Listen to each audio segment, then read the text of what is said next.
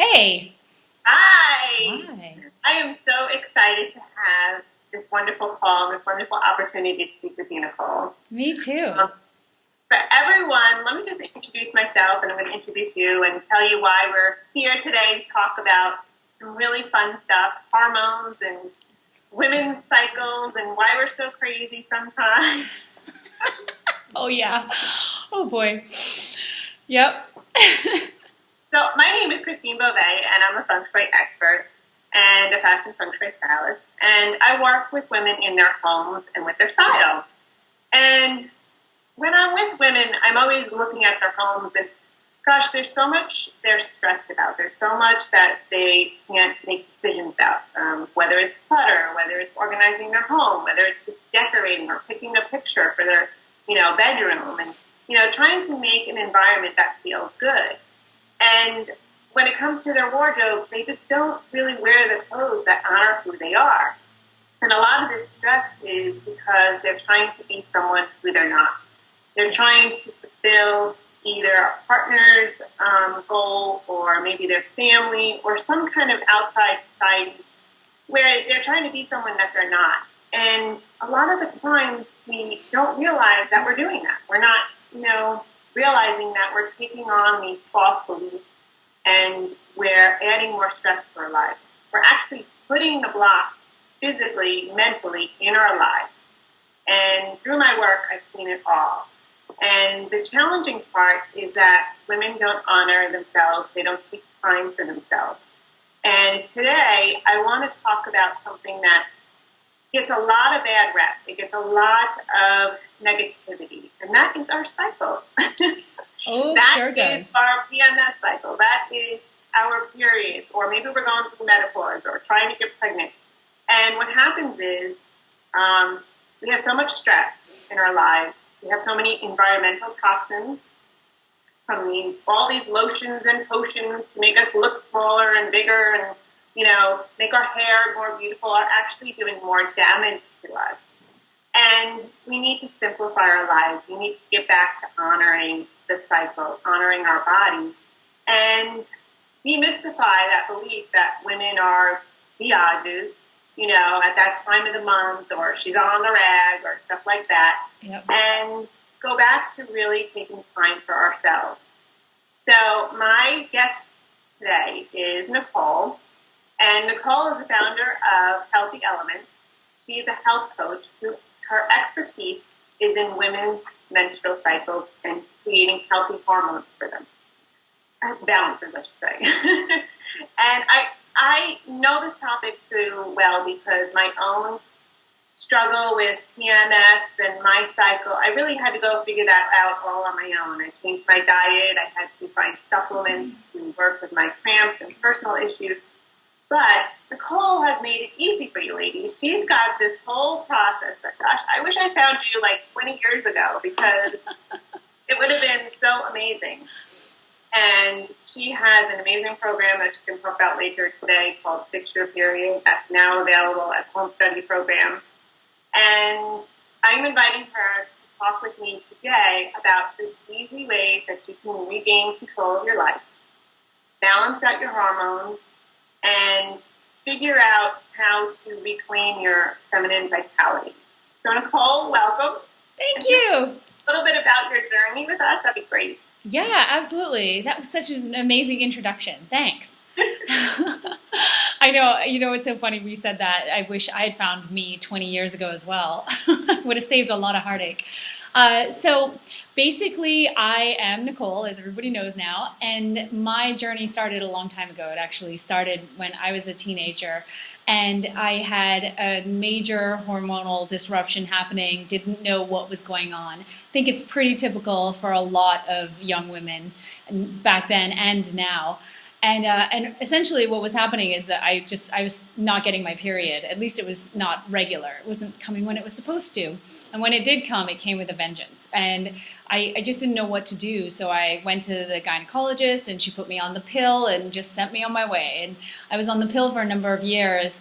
And while it made my periods more manageable and they came every month, they also, it came with a price. And I ended up having issues from taking the pill Things like chronic yeast infections, all kinds of stuff that, we don't even know that would be, oh, at least I didn't know was caused by the pill.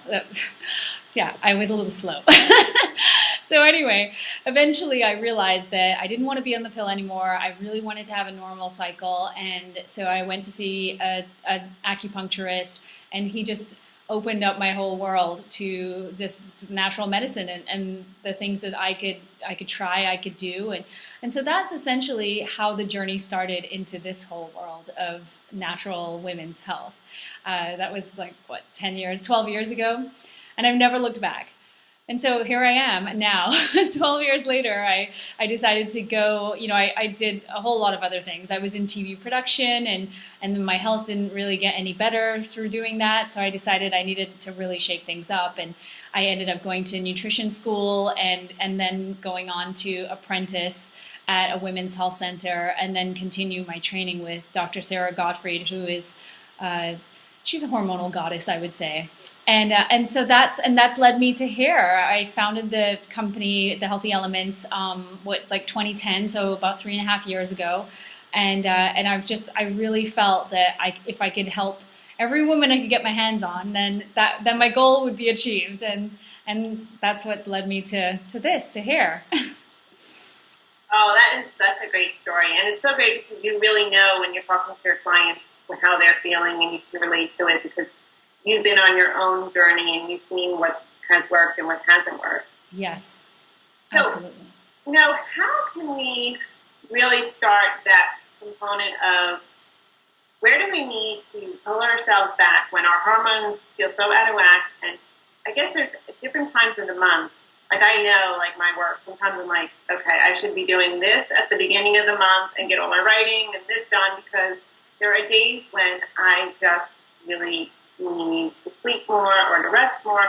And, it's so hard for us women because we live in a society that pushes us go, go, go, and not recognize that we have to honor our cycles. So can you talk a little bit about honoring the cycle and the different phases that we go through? Oh, yeah, absolutely. I think that, and we've talked about this too before, but just the idea that we think that we're supposed to be exactly the same as we were, on day 15 of our cycle, that we will be on day 27 of our cycle. It's insane to think that, just because there is so much hormonal fluctuation happening throughout the monthly cycle. And if you, if you start with day 1 of your cycle, which would be, the day that you get the first day of your period, usually that is the day that you have the least energy of your entire monthly cycle. So that would be technically a day of rest. And around the time, just in general, when you're on your period, you want to be resting as much as possible, and just taking, whether you can take a day off of work. I know that that's probably impossible for many people, but if you can, that's an amazing idea. Or just, shortening your day in some way, canceling any kind of any kind of outings that you have planned, or any kind of date, anything like that. Anything that's gonna make you even more tired. You want to just conserve your energy sorry about that.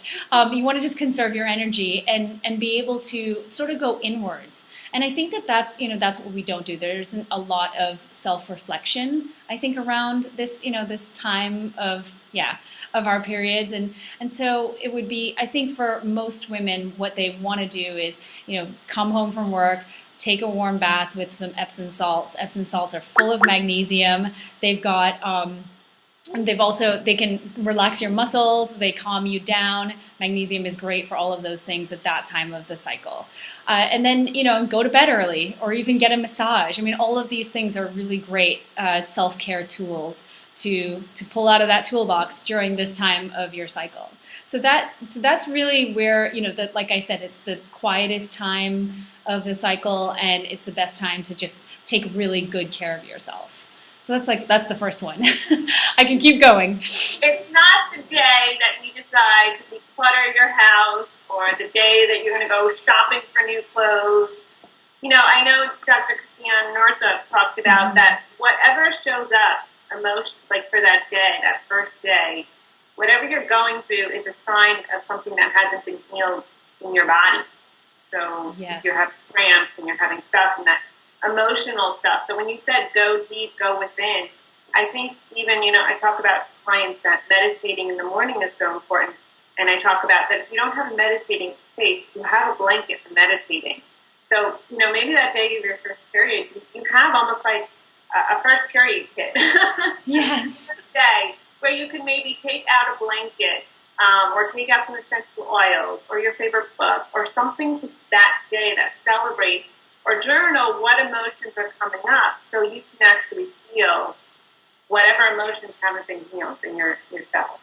Oh my gosh, absolutely. This time, like I said, this time of the month, you find, or at least if you start to pay attention, what happens is things come up. Oh, you talked about PMS and, we're labeled as the Bi-a-tch all day, during that time, like the week before our period. And it really is actually just things that have come up for us that during our happier time of the cycle of our month around ovulation that maybe didn't really bother us or didn't really resonate with us. And then as our cycle progresses gets closer to our period, then suddenly all those things start to come up and we remember them and maybe they did bother us and now we're reflecting on them. And that's typically what happens. It's not that suddenly we morph into this raging lunatic.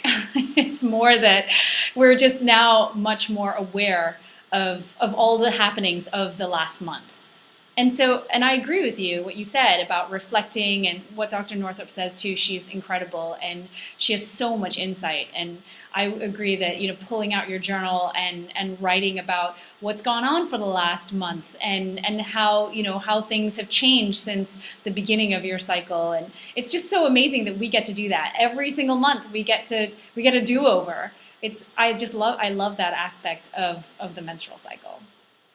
And I think, too, a good point is that's not the day you pick the fight with your boyfriend or your husband or your children. It's like, remind yourself, and I think even letting them know, I just started my period, and listen, I just need some quiet time. And that way, then we demystify that, like, Diaz image.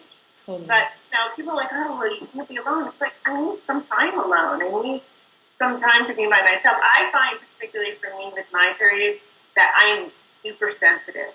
So anything that might have in the beginning of the month not bothered me, that day is like magnifying. And I also find that I pick up a lot of people's energy. I'm sensitive as it is and in my work, but that day it's like everything's magnified and it's like almost you like need to disconnect and remind yourself it's not yours and kind of let go of that energy. Totally. Oh my goodness. Absolutely. I am the same way too. And I think most women are. A lot of women do need to be alone for the first day of their period, and maybe even a day or two before, a day or two after, and that's perfectly fine. I think I think that for many women we feel that we're not allowed to ask for that, or we're not. Yeah, it's just there's something wrong with us for wanting these things.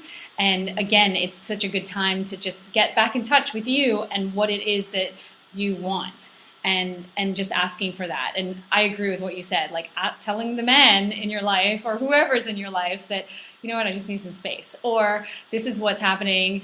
My boyfriend knows exactly what's going on in my cycle at all times. He's just like, okay, I know what's happening here. Do I need to hold you?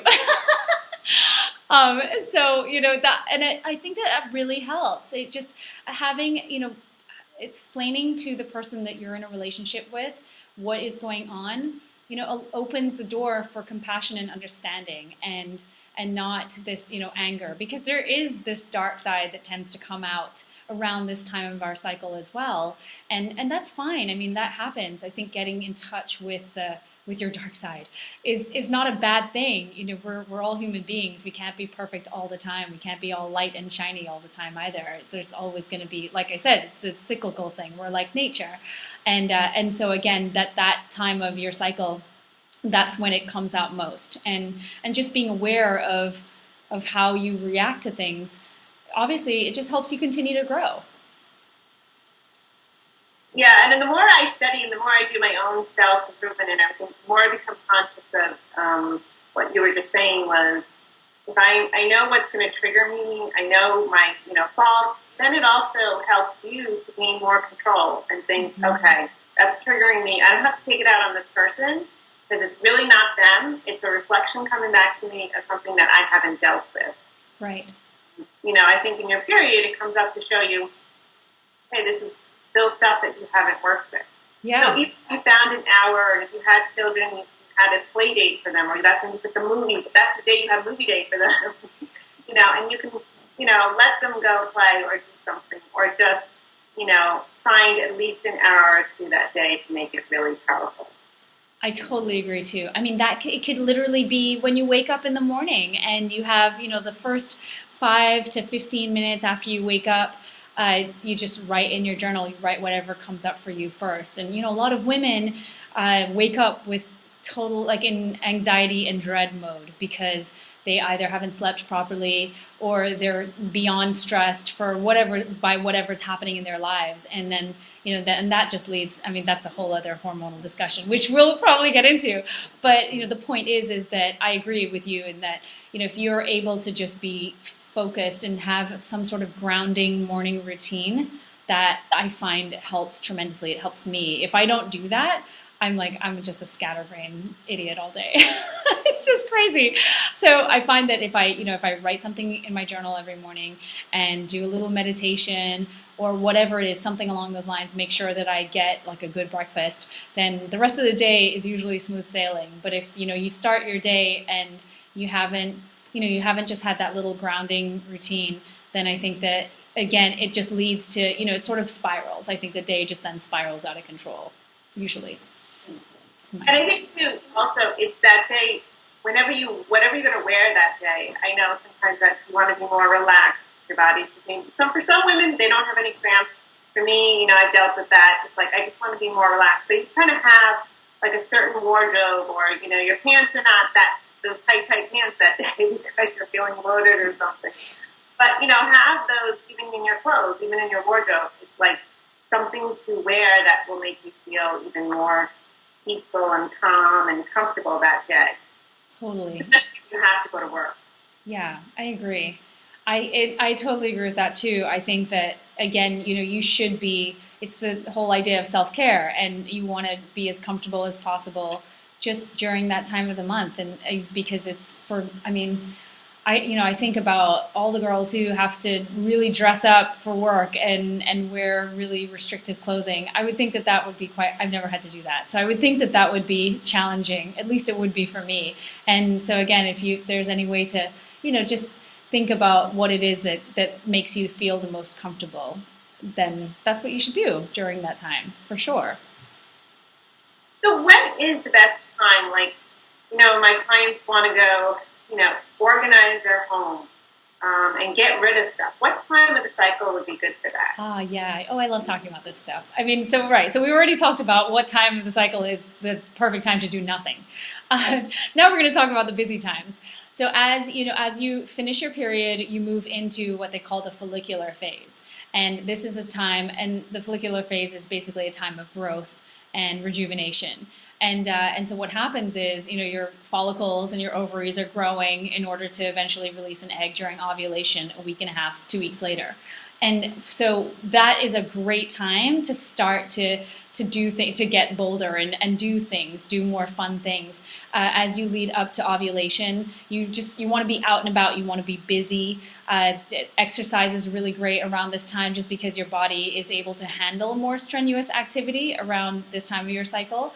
And you'll also find that you want to go out, you want to socialize, you want to speak up at meetings at work, anything along those lines that has you being out and about and socializing with people is great for any time after your period all the way through ovulation. So that's like just after the middle of your cycle.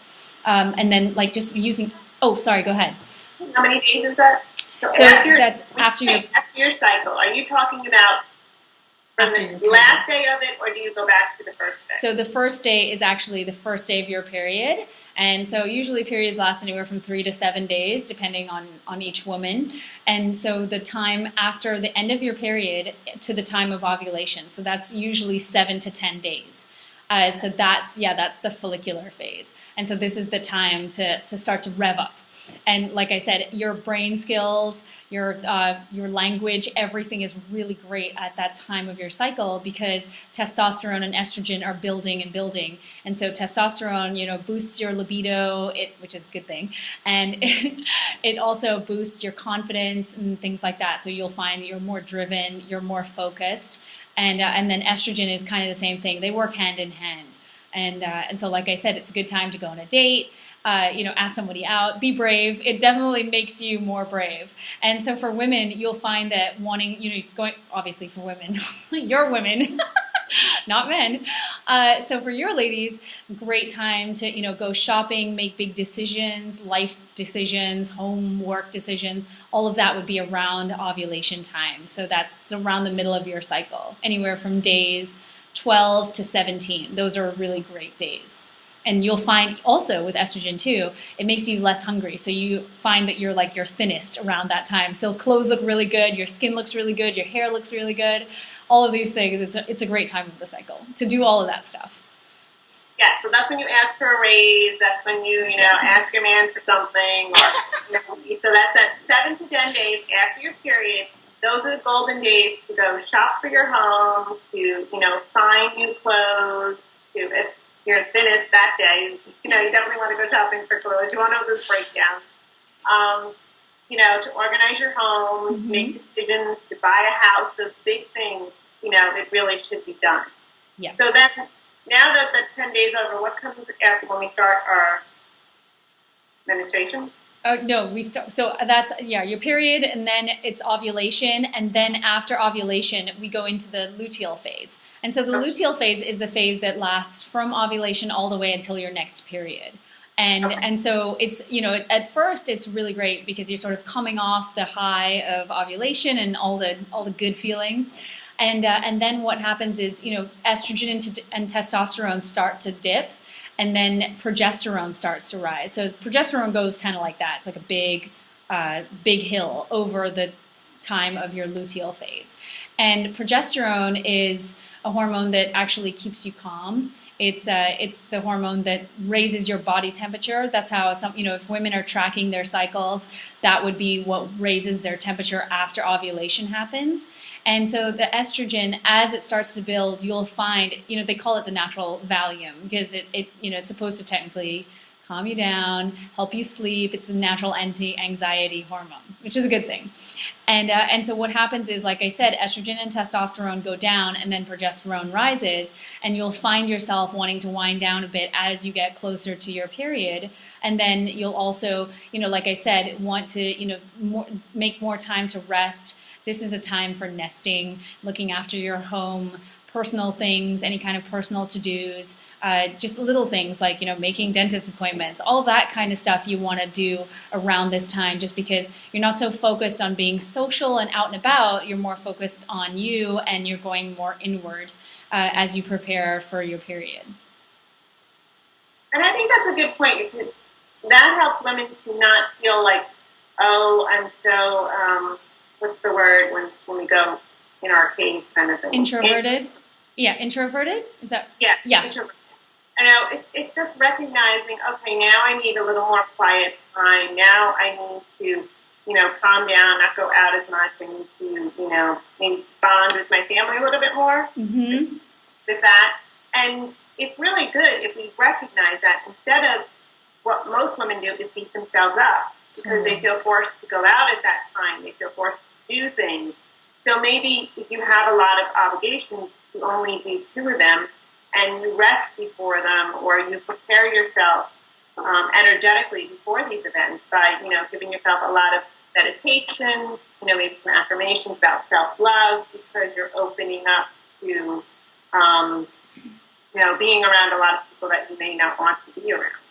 Yes, absolutely. And that's the thing, that's why I always say to try and plan, if you have a big event happening or something like that, plan it around ovulation time or just before ovulation so that, you really feel like being out and about. Whereas, at this time, especially that week before your period, you want to just, you find yourself wanting to just be away from people. I definitely do. Have you ever noticed that? Yes, and sometimes I just want to be home, and then there's other times where I really do want to be out and about. And the more we talked about it, I'm like, yes, that makes so much sense. I know, right? And it's like if I understand this, then I'm not going to beat myself up. Then I don't go into that whole negative self-talk to me. It's like, oh, it's just my time of the month where it's more quiet time. And if you can get in control of this, maybe you have some suggestions on apps, but I actually found an app that actually you put in your date, your time, when you had your period. And it's so cool because you can go and you can see that calendar. Yeah. And it's so easy to track it that way. And then you go, oh, okay, so, let's go out this week, or, this week I'll do this, or maybe I'll do my art and painting, this time of the month, because that's when you're most creative, especially if you're an artist or you're a writer. Mm-hmm. You want to make sure that you tap into that time and take total advantage of it. So you're not doing it in a period where you're only just going to beat yourself up because your creativity's not flowing. Totally. I know. And actually around that time when when progesterone starts to rise and all the hubbub calms down, you actually do feel more creative. So it is a really good time to do all that stuff, to do artwork, to do anything that you deem to be creative in your world. And so it's good that you said that, actually, because I didn't even think to say that. And it's true, it's a great time. So that's the strength. You want to think of these things as not weaknesses, but strengths. You have different strengths at different times of the month, rather than, oh, I'm the worst person in the world at this time of the month, and I crave chocolate, and I'm this, and I'm that. And we just give ourselves such a hard time, and it doesn't really need to be that way.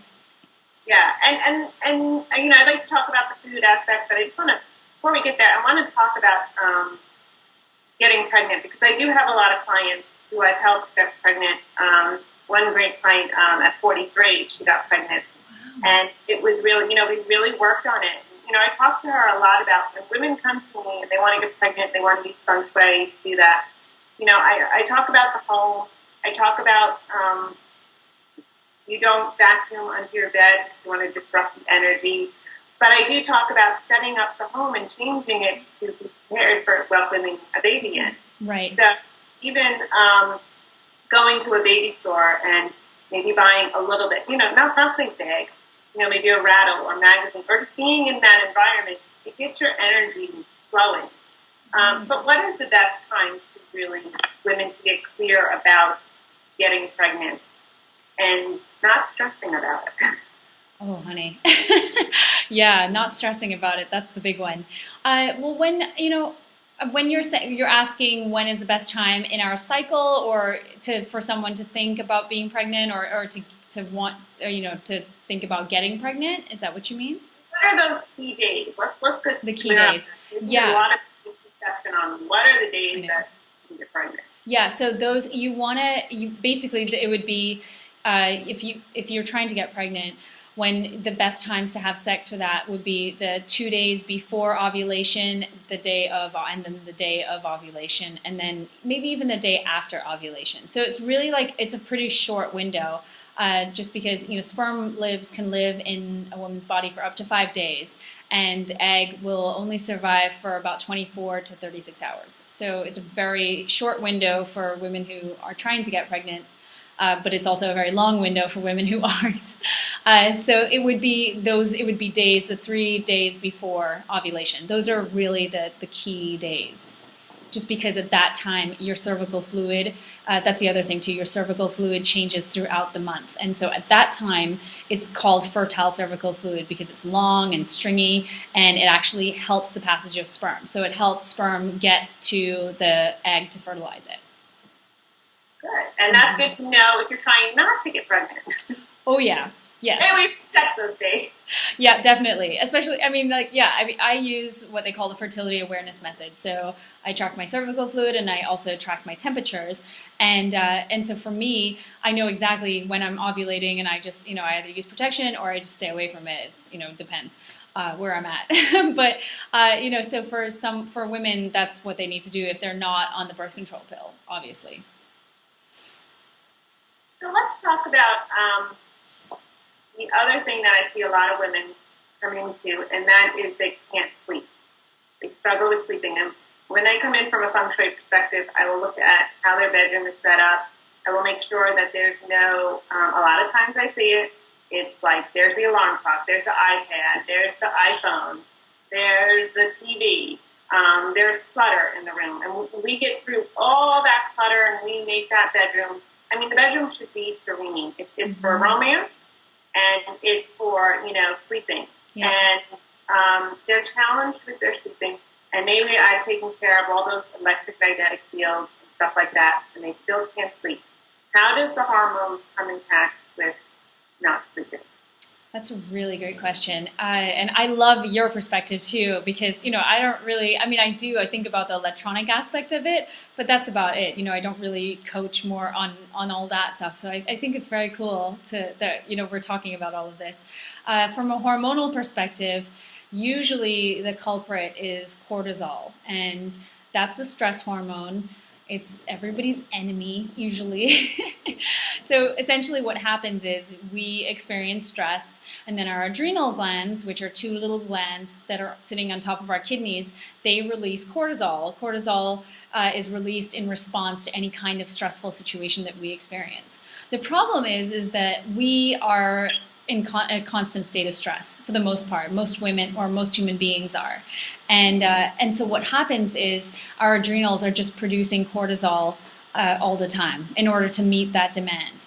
Cortisol is great in the short term. It helps you to get up and go. It gives you that drive. It gives you the energy to get through a stressful situation, to get through your work day, whatever it is, to get through the traffic. But the problem is that if we're doing this, we're experiencing this kind of stress and it's unrelenting over time, we end up with adrenals that are just producing a lot of cortisol, and eventually they burn out. And when you burn out, you're going to know you've burnt out. There's a lot of things that happen, but one thing in particular is the inability to sleep or complete exhaustion. So there's varying stages of what we call adrenal fatigue, and that first stage is alarm, where your adrenals are just producing a ton of cortisol. And so at that stage, that would be the time where a woman might feel that she can't fall asleep very well. It takes her a long time to fall asleep. She may wake up in the middle of the night, like 2 or 3 in the morning. That indicates that her cortisol levels are off, or at least it would indicate that to me. And that maybe her cortisol is doing like a little spike right in the middle of the night when it's not supposed to happen until about 6 in the morning when she's getting to the point where she's waking up. So that would be usually the culprit behind it. And this again is related to this unrelenting stress that so many of us are experiencing and just not doing anything to address it. So that's essentially why women would have trouble sleeping. I talk about that hour before you go to bed, you really should unwind, disconnect from the TV. And what I do is I get I've got lately some essential oils, and I come with a cream, and I actually start massaging my feet so that it can ground my energy, because they're so in our head. Yes. I think trying to go into the bedroom and then with our head shattering and still trying to play the whole world, how do we expect to go to sleep? I know. So you could, I also take a shower before. I have some sea salt scrub that I love to put on my body. Nice. And then do that foot massage, especially if you really are challenged to sleep, because you need to ground your body, and then that's the perfect time for a little more self-love, writing in your journal, maybe 9, because 9 is a very auspicious number in Feng Shui, 9 gratitude statements of your day. But if you can come down from, is there anything from a supplement-wise that women can do? Oh, yeah. Yeah, absolutely. There are a couple of things, actually, especially if you do relate to what I just said about a feeling that maybe you have high cortisol or dysregulated cortisol. One of the big ones is magnesium. So so many of us are deficient in magnesium, and unfortunately, it is required for well over 300 processes in our bodies. I think it's about nearly 80% of the U.S. population is deficient, and I'm sure, I was just saying this today actually to somebody else, I'm sure it's like a worldwide phenomenon, it's not just us. And the problem with that, the reason for that is just because of deficiency in food. So magnesium is a great one. The brand that I love is Natural Calm. It's a powder you mix with a couple ounces of water and drink it.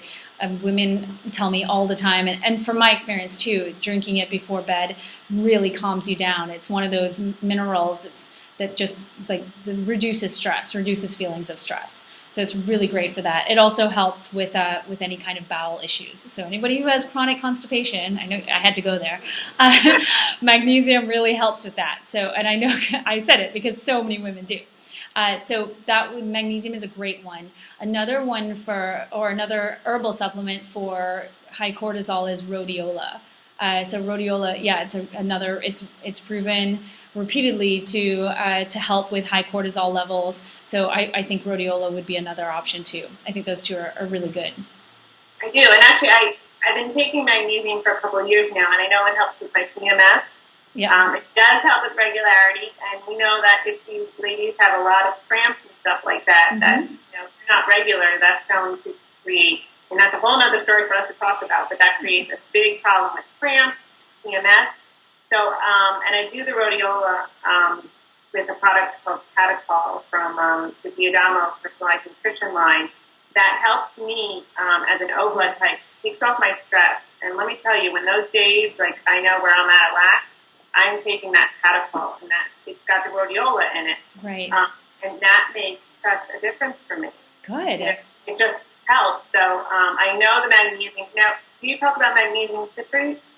I'm not entirely sure what kind of magnesium is in Natural Calm. I believe it is magnesium citrate because there are a couple. There's citrate and glycinate, and then there's another one too that I always forget.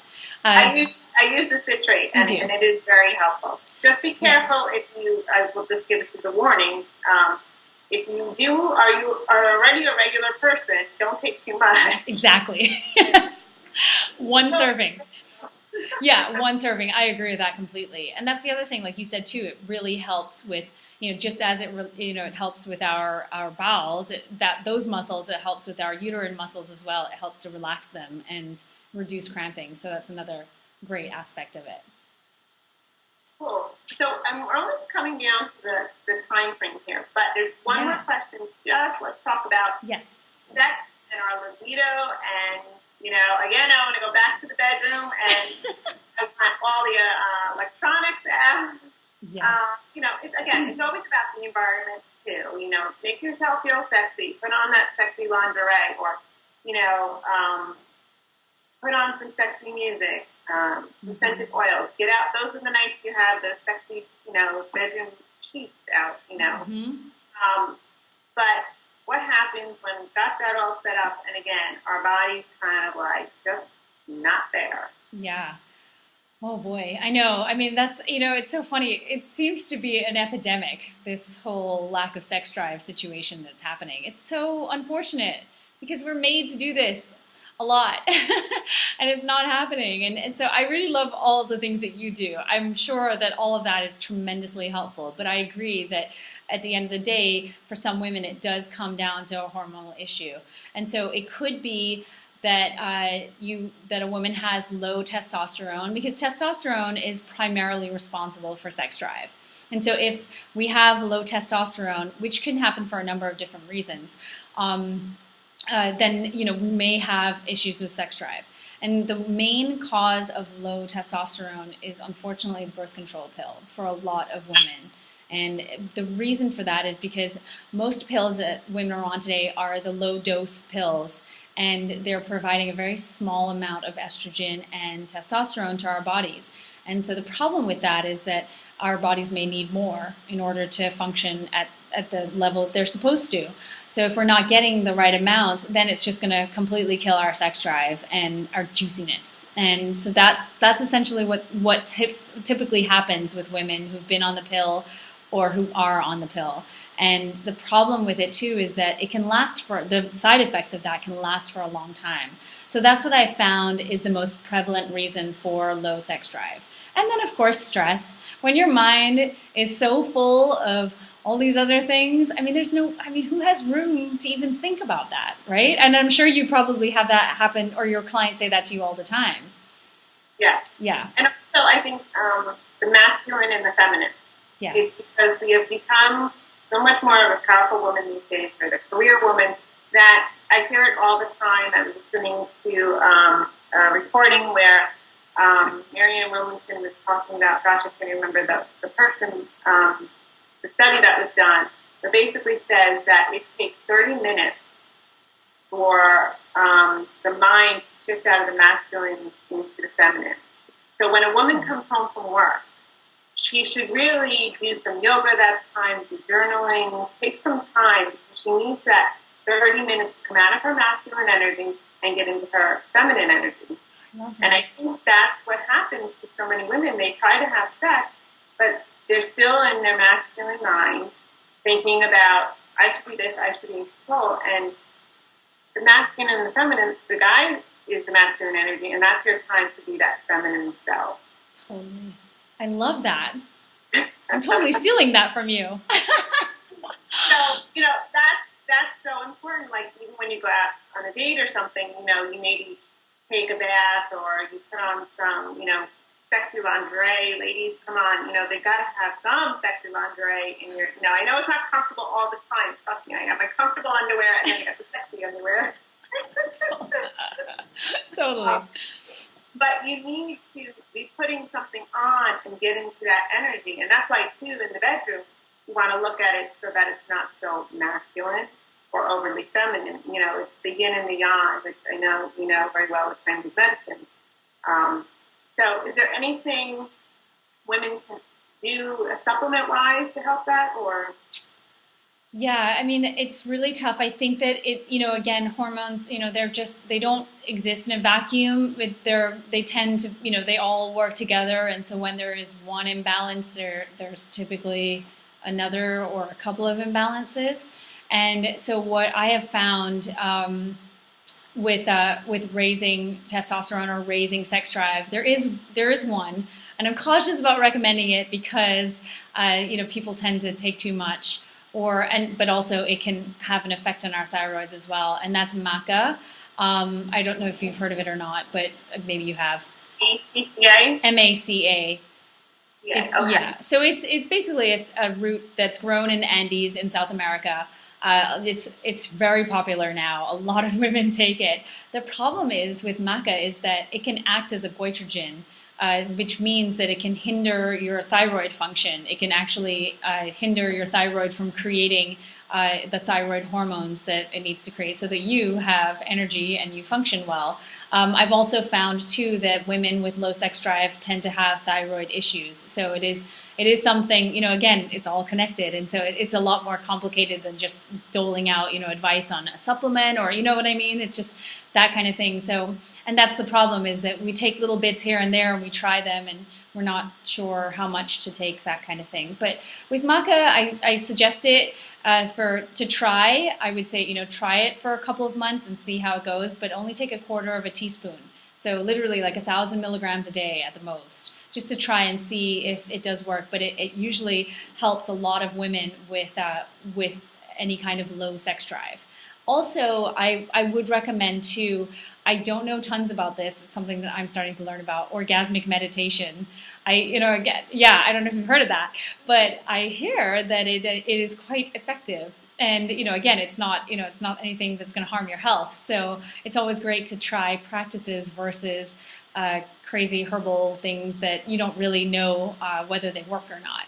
Maca has been shown to work well, so that's why I would recommend that to women if they want to try it. But the orgasmic meditation is a whole other ballgame, and I don't see why anybody wouldn't try it. Yeah. I know, right? And you can even do it with your partner. So it's a whole process. But I think that women should look into both of those things if they are trying to get their mojo back. Yeah, even things like belly dancing, Bollywood dancing. I mean, anything that's going to get those hips, second chakra moving, I think, because that's where the energy becomes stagnant. I know you're a big component of acupuncture. Mm-hmm. That opens up. But I agree with you, and I really want to stress this to women.